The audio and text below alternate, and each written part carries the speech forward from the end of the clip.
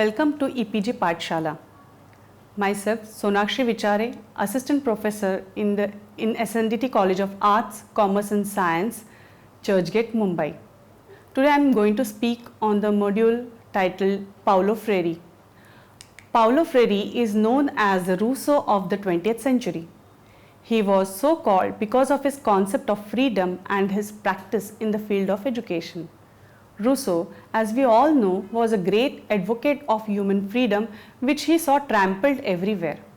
He was also a great advocate of people's education as his treatise Emile testifies.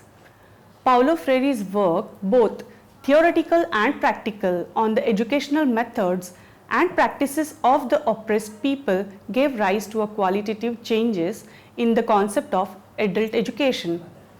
He philosophically understood the concept of literacy and saw it as a means to the physical and mental liberation of the people. He connected literacy with physical and mental liberation of the person as a philosophical understanding of the concept of literacy. He also brought about revolutionary innovations in the techniques of making a person literate. This could be seen to evolve from the same philosophical grounding. In this unique method of spreading literacy, a person could be made literate within a period of 30 hours. Let us understand the learning objective. Learner will be able to ascertain the relationship between social, economic and political factors, and education explains the pedagogy of oppressed, discuss the concept of banking of education and its delimitations, analyze dialogue methods and its principles. Biographical outline. Paulo Freire was born on September 19, 1921. He was the youngest of 4 children. His father was an army officer and his mother was a housewife. In his childhood, Paulo learned the alphabets under the mango tree in the garden of his house while playing with his parents. It was a very unconventional way, lively, natural, free and interactive. This kind of initiation into literacy influenced him greatly and was instrumental in his discovery of his unique methods of spreading literacy. The economic crisis of 1929 greatly affected the Freire's family. His father could not cope with the cost of living in Recife. He was therefore forced to shift to nearby town of Jobato. There he lost his father, who was the only earning member of the family. Paulo was only 13 at that time. As a result, Paulo Freire could not afford paying school fees and dropped out. He again was once admitted to school at the age of 16 on a free studentship granted by a school in Recife. Paulo was like a free bird at Jaboatão. Many of his playmates came from poor families. Through his acquaintance with these children, Paulo picked up their rustic language. Later he came to appreciate the beauty of this language. On successful completion of his schooling, Paulo was admitted to the University of Recife. He was then 20. Here he met Elisa Maria Costa de Oliveira.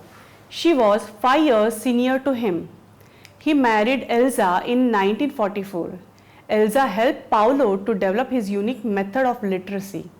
Paulo Freire joined the Social Service of Industry, that is SESI, in 1946. He was associated with it for 8 years. It was an employers' organization. Its aim was to assist in the workers' children's education. His work at SESI brought him face to face with the stark reality of the working class. While working with the working class children, Paulo Freire discovered that dialogue was the best teaching method. He was then heavily immersed in studying the best writers of Brazil. This newly gathered knowledge was instrumental in his finding his unique method of literacy. Later, he left SESI to join the Cultural Extension Wing of the University of Recife. In 1950, he discovered his unique method of literacy. In 1959, on writing his thesis, Present Day Education in Brazil, he earned his PhD degree. The evolution of his theory of knowledge was closely connected with the living conditions of the poor in his home state. They were victims of the cultures of silence. It was necessary to break this vicious culture. His first large-scale experimental work took place in Angicos, a place in the state of Rio Grande do Norte. 300 farmers learned to read and write within a period of 45 days. Seeing this, faced João Goulart, the president of Brazil, and Paulo de Tarso, the Minister of Education, invited Paulo Freire to take charge of the Brazilian National Literacy Mission. Paulo conceived of 20,000 cultural circles to make 2 million people literate. This and other pro-people activities of the government infuriated the ruling class. A military group deposed Goulart and Freire was arrested. After 75 days of captivity, Freire was allowed to leave the country. He went first to Bolivia and following a coup there, he took refuge in Chile. In 1967, Paulo Freire wrote Education as the Practice of Freedom, and in 1970 his most important book, Pedagogy of the Oppressed, was published. Educational Thought of Paulo Freire. Paulo Freire's major contribution was to provide a theoretical foundation to adult education. Adult education was previously equated with alphabetization. If a person could write his or her name, identify street names, read the bus numbers, etc., it would be considered a great boon for literacy.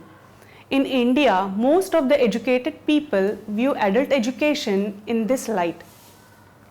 Freire discarded all these notions. He linked literacy with the liberation and culture.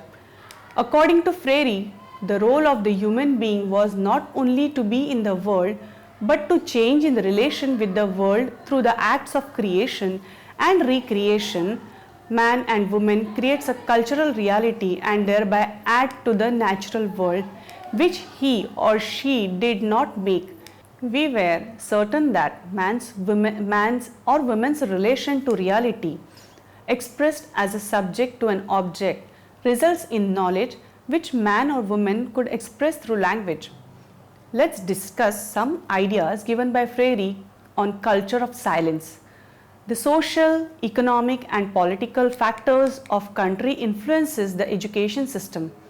According to Freire, the culture of silence starts with the dominance of one group on another. Poverty in the society is the major reason which comes with the illiteracy.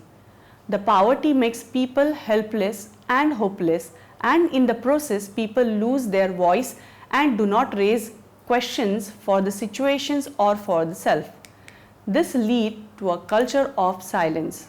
In such situation, one group dominates over the other and the gap between haves and have-not keep increasing, and certainly not the development. According to Freire's, education is a mean by which people can perceive, interpret, criticize and finally transform the world about them. Freire wanted to break the culture of silence, and which is possible through the process of liberation. The process of liberation should not limit to individual but should be considered as social process, because the dehumanization of man has been taking place as the product of an unjust and exploitative social order.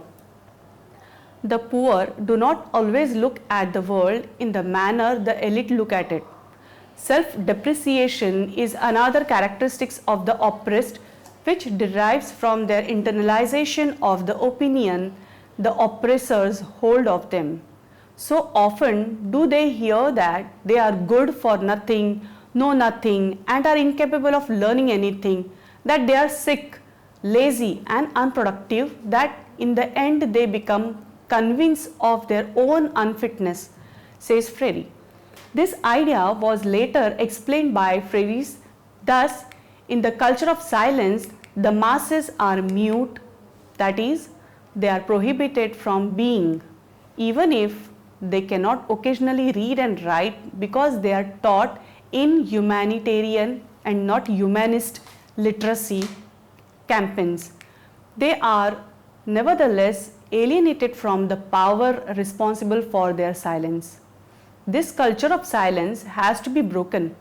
The liberation process begins with the awakening of the oppressed as he or she start to know the word and the world. Therefore, the struggle for liberation must be carried out by the oppressed to restore the humanity of both the oppressors and the oppressed. The oppressor class is too dehumanized to lead a liberation struggle as it has thrived on the dehumanization of the oppressed. However, in this liberation struggle that has to be carried out by the oppressed, there can be a danger that the oppressed behave like an oppressor. The oppressed at first tend to see liberation as a way of replacing oppressors, that is, to be like the oppressors. For the oppressor, to be in this world means to have and to have more. For the oppressed, to be in this world is to be under and to like the oppressors. In other words, the oppressed internalize the image of the oppressors within themselves. Therefore, the struggle for liberation by the oppressed, together with those in solidarity with them, becomes a struggle by man in the process of achieving freedom with no distinction between oppressed and oppressors. It becomes thus an act of love as against the lovelessness and false generosity which characterizes the oppressor. Therefore, freedom has to be acquired by conquest, that is, by positive action. It has to be pursued constantly and responsibly. This has to be carried out as a fight against oppression in a situation where the world and men are in interaction. Hence, the need in this fight for praxis, which itself is a process of interaction between the reflection and action. Thus arises a need for pedagogy of the oppressed. It means there exists a need to explain the masses of their own action. It must necessarily lead to dialogue, the revolutionary transformation of the reality which the liberation movements involves necessitates a pedagogy with and not for the people. Therefore, it has to be achieved through educational projects because the oppressors, who are the rulers, control systematic education, and education is only a subsystem of the system as a whole. Therefore, this pedagogy must be humanist, that is subjective, and not humanitarian or objective. Now let us understand the principles of pedagogy of the oppressed. Both oppressor and oppressed are involved in the process of dehumanization. Secondly, education should aware oppressed about the nature of exploitation. Education should help to raise the questions and explore the reasons for exploitations, poverty, and one's condition. Education should help them to believe that the situation can be changed, though it is challenging. Oppressors need to be empathetic towards the oppressed. Conscientization is the process which will aware oppressed of their self and aware about their right to live like human being. Now, the process of conscientization. The oppressed is a group who is helpless and do not have resources, so bound to have frustration, anxiety, and is humiliated by the oppressor. On the other hand, the oppressors have resources, weapons for violence, power, and authority. The oppressed should be united to fight against humiliation and the system denying the right to be a human being. They should raise question and try to reason so as to establish cause-effect relationship. It is also important that one has to take action against the system of exploitation. It is not the fight between individual but against the system developed by the selfish human beings who are enjoying their life at the cost of others. The process of understanding self helps to develop self-identity, self-existence for self and in relation to others. It makes aware about the hierarchies which violate the human rights. This need cooperative efforts to take action and change social order. According to Freire, the education system is responsible for the present societal structure, which he explained in the concept of banking of education. Now, let us understand the banking of education. This concept is based on the assumptions that human behavior should be controlled. Knowledge in considered as non-living thing or object. Student who stores knowledge is away from the social reality. The student activity should be oriented by teachers. In other words, it can be said that the student stores the knowledge which is deposited by the teacher. The banking of education hampers the creativity and makes education process a mechanical activity which is absolutely dissociated from social reality, and therefore Freire opposed the banking of education and advocates the adult education to be carried out in a way which is connected with the life of people and social reality that help an individual to create own knowledge. He advocated dialogue as a method of acquiring knowledge.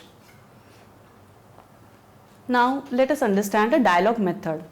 Andragogy is the base of adult education, and dialogue method advocated by Freire can be very useful in understanding problems and overcome it, thereby discussing various alternatives.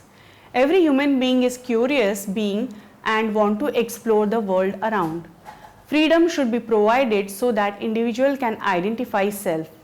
The teacher and the learner both discuss the problem freely and give one's opinion to each other. The interactions between individuals help to understand the problem from different angles. The different angles to look into a problem influences the thinking and also help in reorganizing thoughts, raise doubts and critically examine the ideas. The reasoning helps to understand the situation holistically and can find solution to improve the situation or condition or problems. Now let us understand the characteristics of dialogue method. Dialogue method is based on love, empathy and trust. No member in the learning group tries to put down other but respect the thought and idea. This method believes in co-creation, which means to solve problem collectively rather than expecting someone outsider to solve it. There should be critical thinking to change the situation and believe in capacity to change the situation. Thought is the basis of interaction, so no one criticizes individual but try to find out feasibility of the solutions. In other words, the group is problem focused and not a person focused. According to Freire, dialogue can change the world, and in societies where we have inequalities, injustice, it can be a powerful tool to bring change in order to create a humanistic. Thank you and all the best.